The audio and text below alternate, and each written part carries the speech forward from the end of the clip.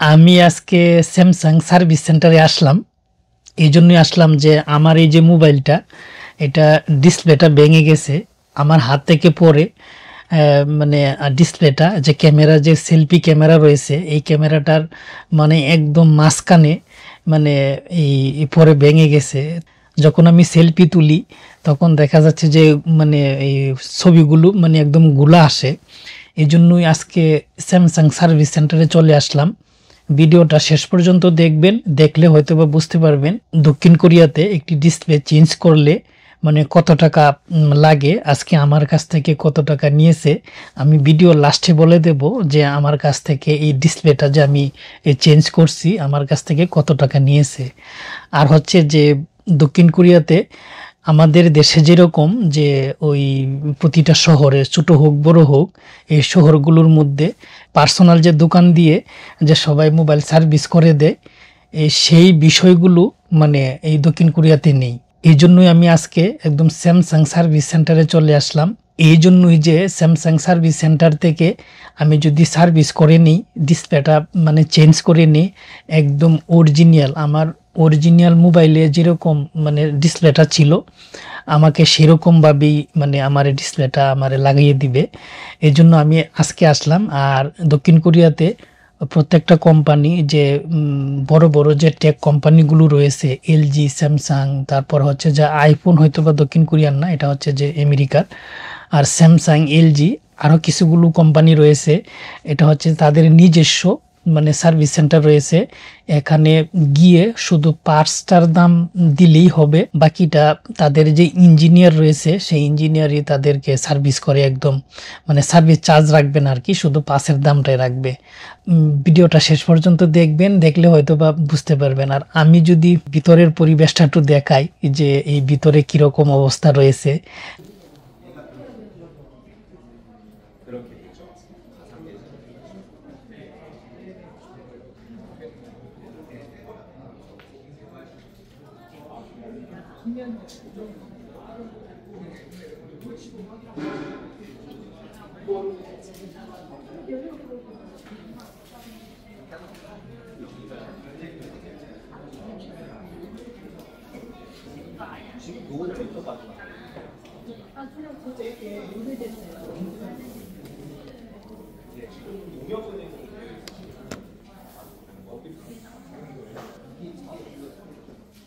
খুব নিরিবিলি, আমি একা একাই বসে রয়েছি, কারণ একটু আস্তে কথা বলতেছি। আসলে ভিডিও করতে সব জায়গায় আসলে আমি পারি না, কেন কেউ যদি ডিস্টার্ব ফিল করে, এই জন্য আসলে মানে ওই একটু আস্তে কথা বলতে হয়। আর ভিতরের পরিবেশটা অনেক সুন্দর, অনেক গোছালো, মানে কোনো নয়েজ নেই, মানে খুব নিরিবিলি, এই জন্য আমি নিরিবিলি বসে রইলাম। আর দেখা যাচ্ছে ভিতরে যে এই 2025 সালে যে গ্যালাক্সি S25 সিরিজগুলো যে বের হয়েছে, সামনে ডিসপ্লে করে রাখা হয়েছে। এই জন্য আমি আজকে মানে এইগুলো দেখাইতেছি, কারণ কারো যদি পছন্দ হয় হয়তো বা তারা মানে নিয়ে যেতে পারে।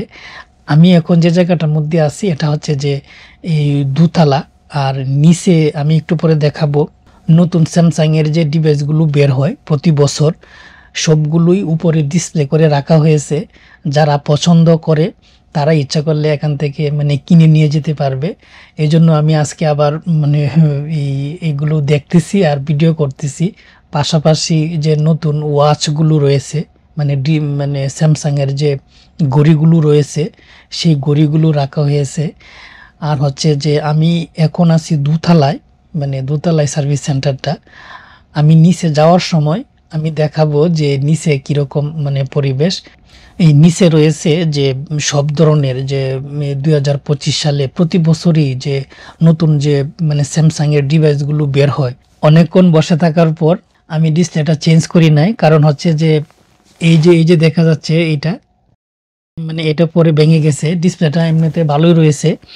আর হচ্ছে যে যে পরিমাণ টাকা চেয়েছে এই পরিমাণ টাকা দিয়ে আমি ইচ্ছে করলে মার্কেট থেকে একটা মানে এই মডেলেরই আমি একটা ইউজড ফোন কিনতে পারি। তো ভাবলাম যে আমার ডিসপ্লেটা একটু খালি সেলফি ক্যামেরার সমস্যা হয়েছে, যেহেতু সেলফি এইটা দিয়ে তুলব না, হয়তোবা আরেক মানে হয়তোবা আমার অন্য মোবাইল দিয়ে আমি সেলফি তুলব। আর হচ্ছে যে এই মোবাইলটা আমার এইভাবে আমি ইউজ করব। ভিডিওটা যদি ভালো লাগে তো অবশ্যই লাইক কমেন্ট শেয়ার করবেন। আর হচ্ছে যে আমার ফেসবুক পেজ থেকে দেখলে অবশ্যই ফলো দিয়ে পাশে থাকবেন।